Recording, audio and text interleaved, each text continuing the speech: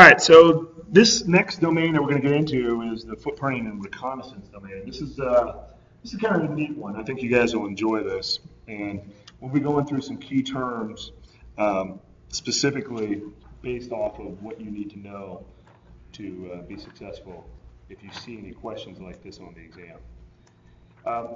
So when we get into some of the fundamentals, I think it's already implied that you know some of the ports, but not all of them.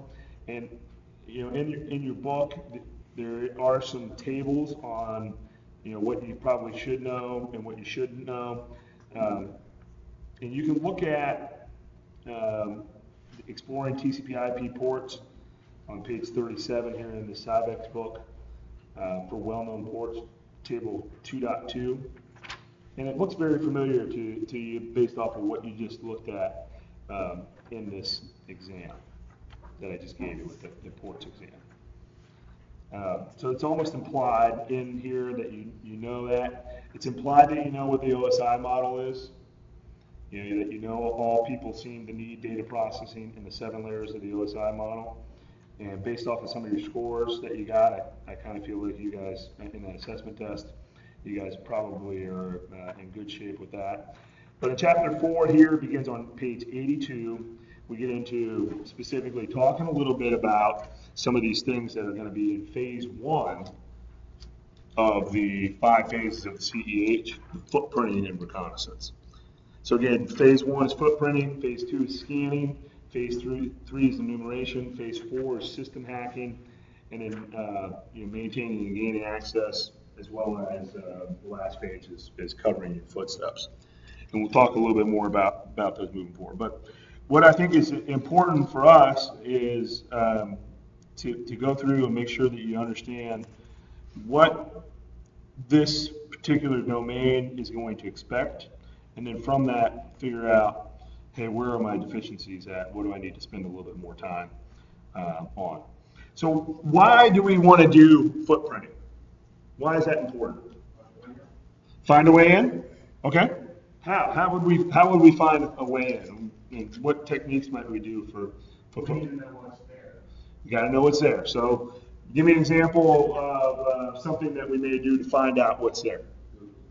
Using Google? Absolutely. Absolutely.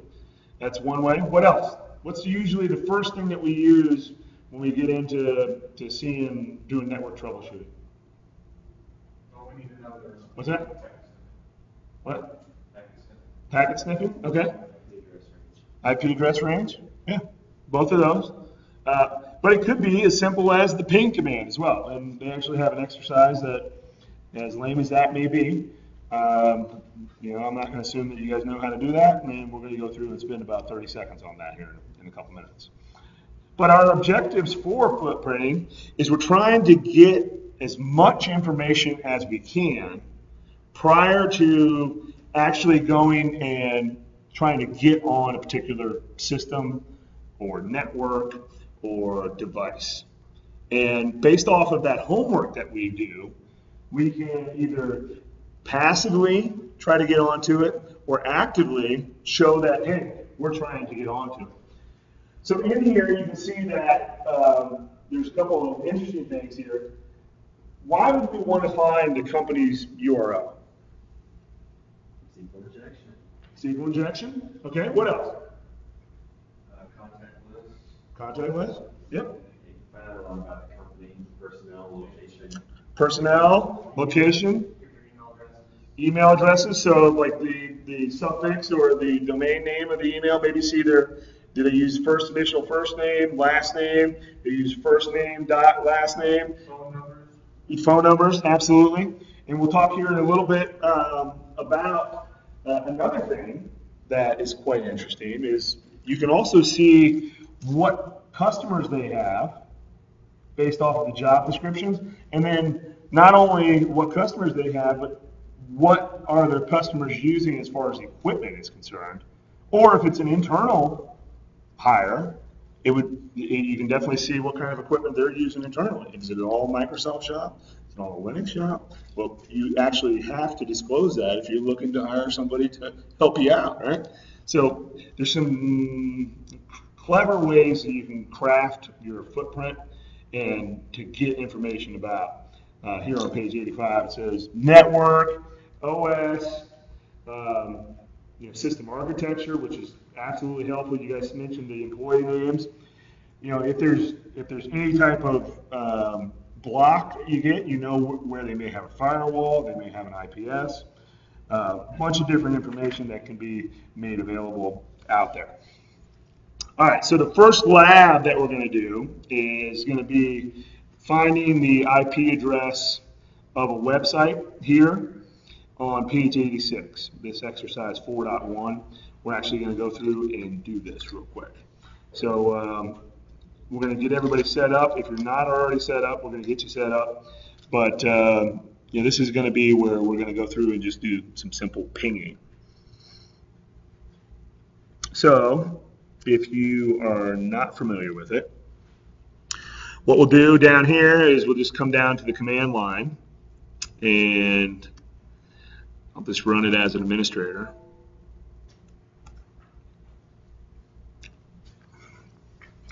And we'll just follow the steps here on page 86. Everybody tracking with me?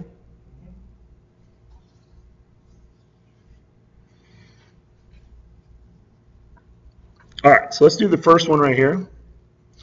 First, we're going to introduce just the ping command. So just like in Linux, same thing. If we just do a ping and we don't put anything after it, it actually will give us all the switches here on the DOS prompt or the command prompt. So we can look at all the different switches. So if you don't know how to use a tool, this could be your best friend. In Linux, it would be the what command? The man. So for the manual, right? Same sort of thing here.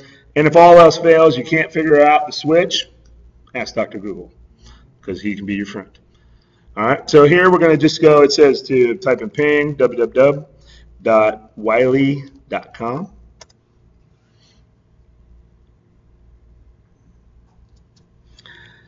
So we should see that the IP address is returned. You can see here it's a 208.215.179.146.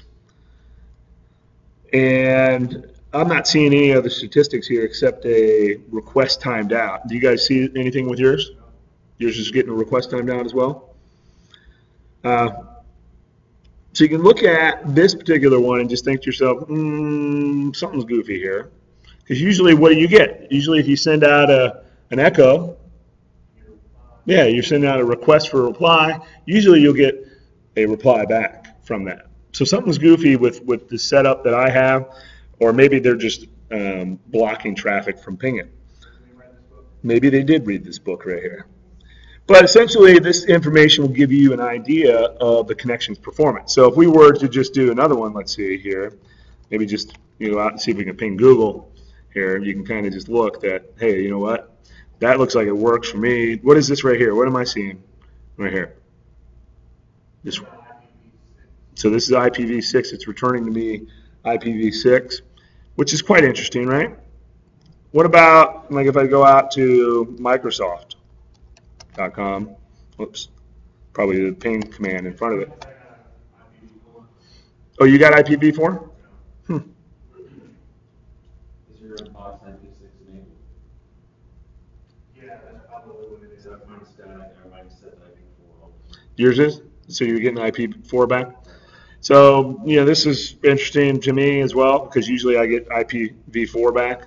So I'm not really sure what's going on with this, but I can go in and change that to get back the IPv4. But see how they have here the ping wiley.com /F, or I'm sorry, switch F, switch L 1300. We can actually manipulate the frame size by entering that command on the network. And remember, if we don't know what that means, come in here. Don't set the fragment flag in the packet. So that's for IPv4 only. And then the L is send the buffer size. So that's what we're going to do for this particular one on number 3. We're going to go out to ping. And Google seemed like it worked for me. And -F, -L, 1300.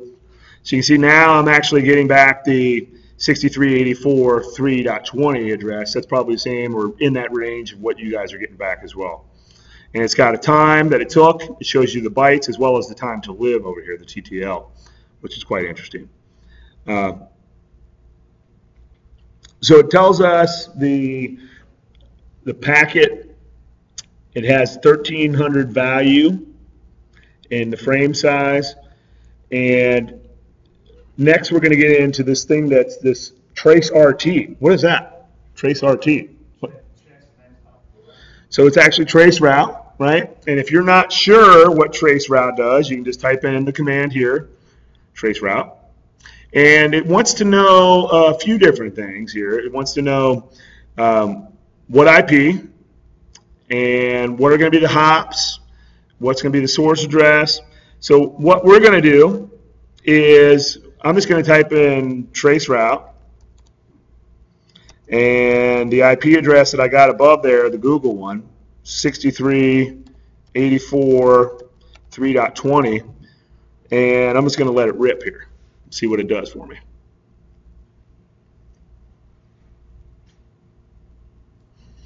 Are you guys able to see any information coming back for yours?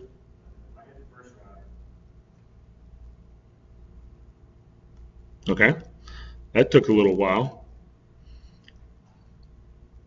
Okay, so that's the gateway here, 192.168.43.1. Jumps over to this website right here, which we can probably deduce is what? DNS that's routing to a range that's owned by Verizon Wireless, my Verizon Wireless. We could look these up to look at these subnets that are in here for each one of these.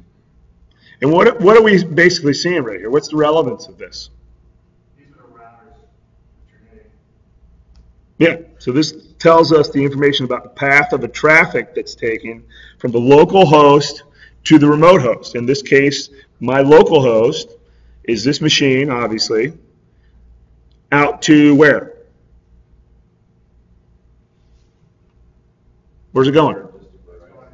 It's going to Google, right? So I remember I typed in www.google and it resolved at 63.84.3.20. In this particular case, that's where I'm going. I'm trying to get out to Google, finding out how many hops it takes to get out there. It's kind of like the old commercial that we saw growing up about how many licks does it take to get to the center of the Tootsie Roll Pop? Well, how many hops does it take to get out to Dr. Google here? And my goodness, Google would be out of business if it took this long, wouldn't it? And that's because it's going and it's trying to negotiate, what information they can glean back from these routers as it goes and tries to make these hops, which is quite interesting. So that's it. It finally got out there. It took 13 hops. We could add this stuff up and try to figure out exactly what it took as far as the milliseconds are concerned. But, I mean, that took about 2 minutes to finally get back that trace route information. So why is it important for us to obtain information about any website that we're looking to get, like using these ping commands or possibly this trace route? Why is it important? I say, one, you get to see the initial path that it takes. Okay, which is this right here. You can see that it's going to a default gateway, right? So that's probably a core router at your business, or you tethered your phone, or if there's a wireless router here, that'd be the first hop. You guys seeing that here at Hudson Alpha or at Jackson Center here? That's the first hop. Yeah, I can get that. I'm on 172 if they're going to Okay. But you're connected to Verizon. I'm connected to my phone here. Yep. So we're connected to their network. Yep. But another thing is maybe you can see the hop so you can direct the path that you want to go. Is that possible? Yeah, you could, but I think that this is more just intelligence gathering to try to find out, who their carrier is. Maybe who does that carrier have reciprocity with? Like, is it CenturyLink? Do they have a link up with somebody else before it gets out to Google? And if so, then this looks like it must be Atlanta here, ATL. Trace routes or subsequent checks will always follow the same path. I don't believe that it does follow the same path. It's usually the OSPF protocol where it opens the shortest path first. We could just test it out though. We can wait another 2 minutes, I guess. Might be able to see some of the points of failure in network communications. Usually it'll be in the same range and resolved, but usually these subnets here that you see, like the 180, Well, that's not relevant to the target. right, these are just more the cloud that you're jumping through. So that matches the first one, that matches the second one, that matches the fourth one. So 4 matches 4, 5 matches 5, 6 matches 6. And really, you know, in a load balanced, the highly fault tolerant environment, usually you're going to do a round robin, so whatever one is available first. So 11 is 11 here, yep. 12 is 12, same IPs. 15, 154, 115, 154. And then we should see it get to the destination here on this last one. Yep. So in this particular case, it did do that. And if we tested it 5 times in a row, and every time it hit, we could probably deduce that this is probably going to be the path that it would take every time to get up to Google. All right.